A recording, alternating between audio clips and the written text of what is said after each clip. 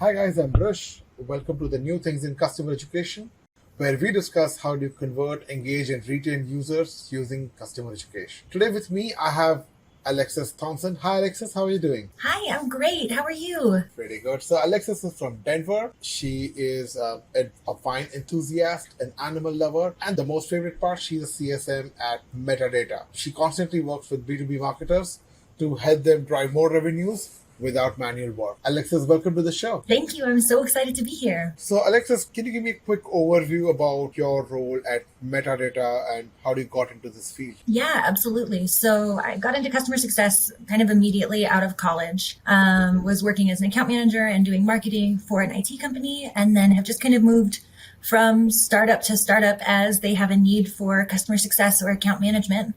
I joined Metadata about a year and a half ago. So I'm a CSM here. I manage a lot of our post-sales relationships in a variety of industries and company sizes. A lot of our listeners, they are very keen to learn about how do different SaaS companies enable their users. I mean, when I say users, could be customers, partners. How does Metadata do that? Yes, so we've recently really made our customer enablement program pretty robust. So we've got a handful of ways that we are managing it. We do product release demos and AMA sessions for our clients, just to, let them know all of the new features that we're releasing, how to use them, and why they would want to. Following those, we also release one-pagers that outline all of the important details.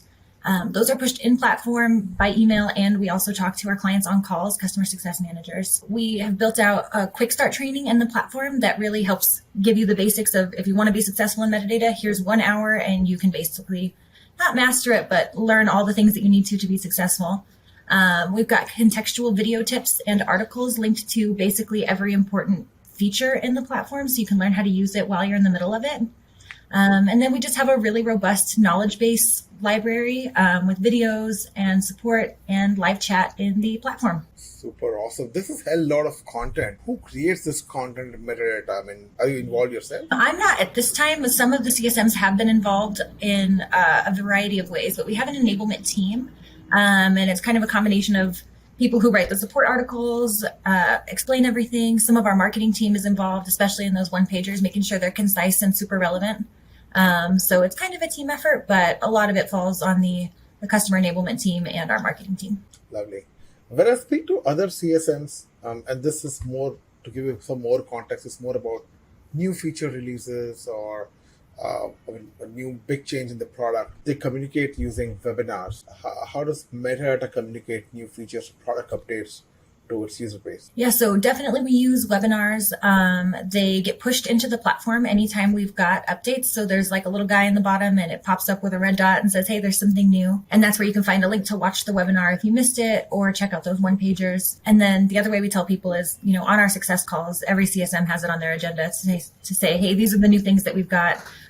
Here's how you use them. Nice. And you also mentioned AMAs for this question. It's not easy to drive AMAs. How do you drive engagement during the AMA calls? Yeah, so we are about to have our first one, and it has been interesting watching the team unroll it. One thing that I think that they've done to make it successful, it's actually today, but they are working to use the whole team to get customers engaged. So all the CSMs have messaged their clients and said, hey, what questions do you have? And we sent them a form so they could fill everything in advance if they wanted.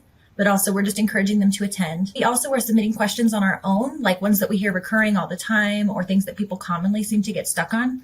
So our team is actually submitting questions that we hear pretty frequently. And then just to get people to attend, we're pushing it out in a lot of ways. So LinkedIn posts, telling our clients ourselves, in-platform notifications, all of that. As a customer success team, does Metadata have a community where your customers go hang out and ask questions or even share best practices, maybe even beyond the product, right? I mean, as B2B marketers, how do we do better in our careers? Is there a community in place? Yeah, there is. So we have a community that's just called Demand after, that's what we do is we drive demand.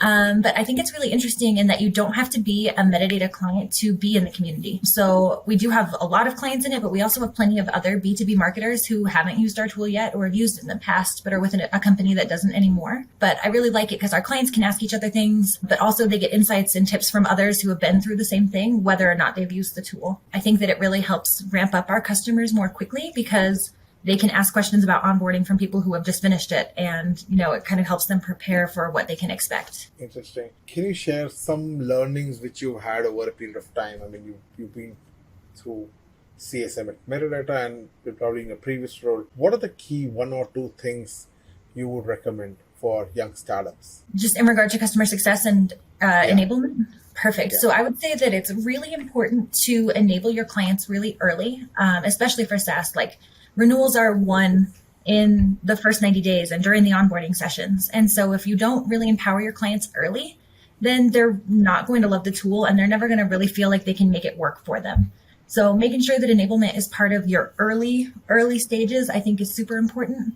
And then also just not rushing onboarding.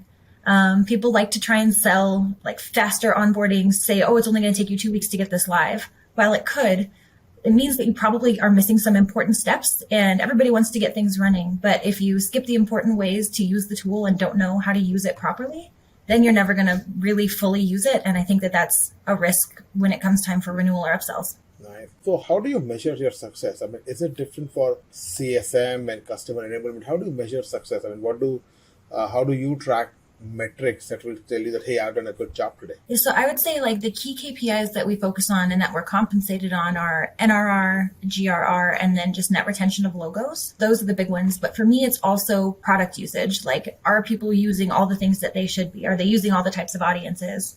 And, how much are they spending through the platform? Are they moving any of their spend natively instead of running it through metadata? So those are some of the questions I ask myself and things I look at just to see how engaged we are and how successful. And these metrics, NRR, who tracks it for you? I mean, do you have like a separate tool which tracks? I'm assuming CFO might be doing that job, but about product usage, I mean, what kind of tools do you use? Yeah, so we're tied into Salesforce. So our metadata, like all of our usage statistics get pushed into Salesforce. And then we've got a bunch of dashboards. So we've got a really great RevOps person who manages all our dashboards, all of our reporting, and just gets us all that information we need. Lovely. If we were to record another session of this podcast, who would you like to listen to? I would really like to hear from just some customer success leaders and how they're managing things in, this unstable economy that we're facing right now. Like, churn is really hard and marketing budgets are one of the first things to get cut. And so even when you do your job really well, you can lose clients. So just understanding how other people are dealing with that and mitigating those risks would be really interesting. I don't know if I have a specific person in mind, though. No problem. Thank you so much, Alexis, for taking our time and sharing your insights. Yeah, you're welcome. It was really good chatting with you. So, Alexis, if our listeners would want to reach out to you, what's the best way to talk to you? LinkedIn is perfect. I am on it too often, so that's a really good place to find me. I'll just put your LinkedIn link in the show notes so they could happily come and connect with you. Sure, that sounds great. Lovely, Alexis. Thank you so much for your time. Have a lovely day. Thank you.